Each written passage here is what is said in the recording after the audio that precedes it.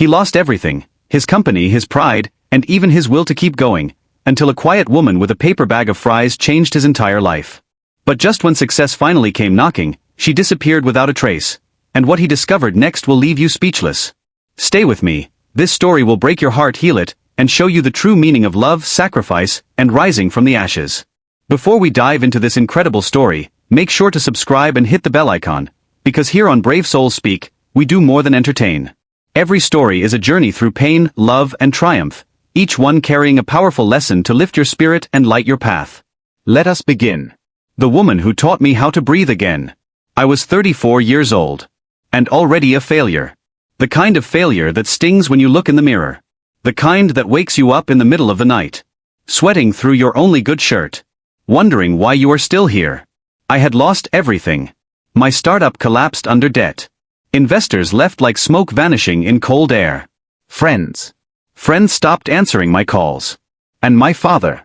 He said I had brought shame to the family name. I slept on the floor of a cramped studio apartment. The kind where the ceiling leaks. And the neighbors argue through walls so thin. You can hear them weep after they fight. I pawned my watch. A gift from my grandfather. He told me it marked time for men who did not waste it. I sold it for $34. That night, I stood outside a diner, watching strangers eat warm meals. Behind fog glass. I had $3 in my pocket.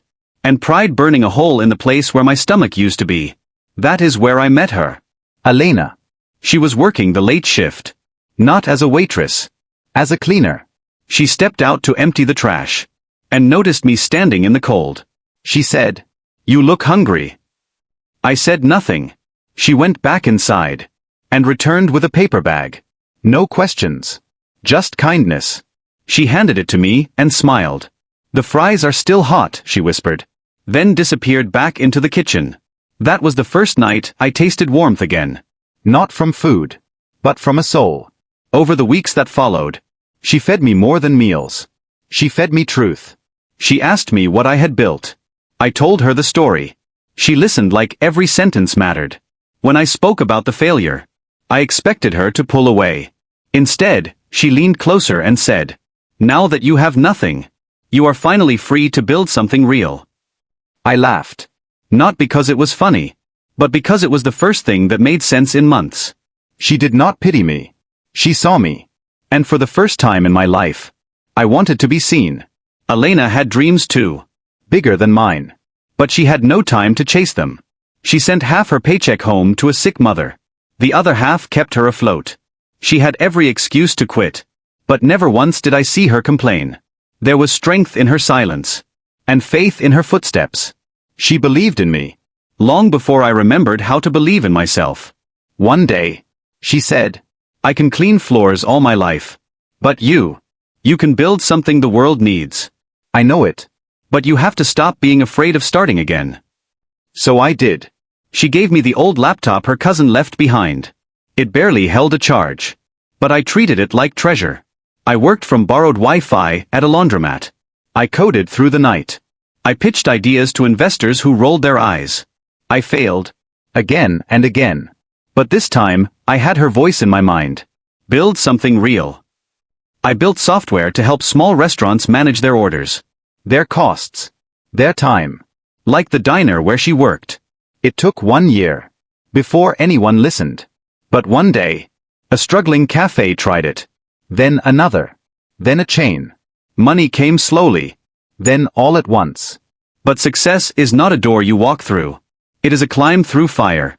While carrying the people who carried you. I never left Elena behind.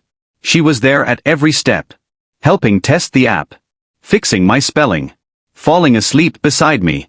As I worked through the night. When I bought my first office space.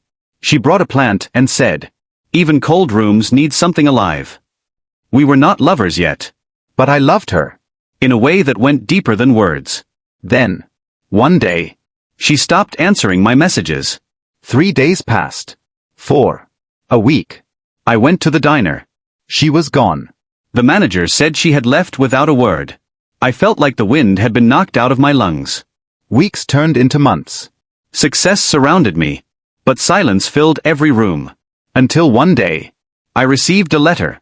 A real letter. written in her handwriting. It said, "I had to leave. My mother was dying. And I did not want to burden you while you were rising. You have become the man I always believed you were. But now it is your turn to find me." I read that letter so many times. The paper grew soft, like it had been folded by hands that trembled when they let go. I could see her in the words, hear her voice between the lines. Strong, but aching. There was no return address, no phone number, just a city name, Tepoztlán, a small town in Mexico. I did not think. I booked a flight that night, boarded with nothing but her letter in my jacket pocket, and questions thudding in my chest like war drums. When I arrived, the heat felt different. Not the dry burn of ambition, but the thick warmth of slow mornings, and voices that laughed with their whole faces. I searched every corner, asked strangers on dirt roads, showed her photo to shopkeepers, to children playing soccer with bare feet, to an old man selling tamarind juice who said, "Ah, see, she comes here. Sometimes." That was enough. I waited. Each morning, I sat near the hillside chapel, where the sky touched the earth, and time moved like a whispered prayer. And then, on the fifth morning, I saw her. She wore a white dress. Simple. Like everything sacred is. Her hair was longer, braided, tired in places. But her eyes, they were the same. When she saw me, she froze. Her hands clutched a basket of herbs, and her lips parted like a song trying to remember its melody. I stood. My voice failed. So I walked to her. Slow. Like if I moved too fast, I might scare away the very thing that taught me how to live again. "Elena," I said. She blinked. Once. Twice. Then smiled. That same quiet smile. She gave me the first night, with the fries in the paper bag. "I told myself you would not come," she whispered. "I told myself I never left," I answered. She looked down, hands shaking, then said, "I was afraid if you saw what I carry now, you would not want to carry it with me." She stepped aside. Behind her, a little boy peeked from behind the chapel wall, maybe 2 years old. Dark curls, eyes that burned like hers, but carried something of mine. He looked at me, and smiled, and my world tipped. I fell to my knees, not out of shock, but reverence. Elena knelt beside me, tears on her cheeks, salted by silence and years lost. "I did not want to make you choose," she said. I took her hand, held it against my heart, and said, "You were never a choice. You were always the reason." The boy stepped closer, touched my arm, as if confirming that I was real. And in that moment, under the sky of a town I had never known, with dust on my shoes, and love in my hands, I knew every loss, every fall, every sleepless night, had led me here, to them, to the life I had been building, even when I thought I was broken. But I did not know that the hardest part was still to come, because rebuilding trust, after years of silence, is more painful than building an empire from nothing. And what Elena told me next changed everything. We sat beneath the chapel wall, the boy between us, picking at petals, like he had no idea the ground beneath us had just split and reformed into something new.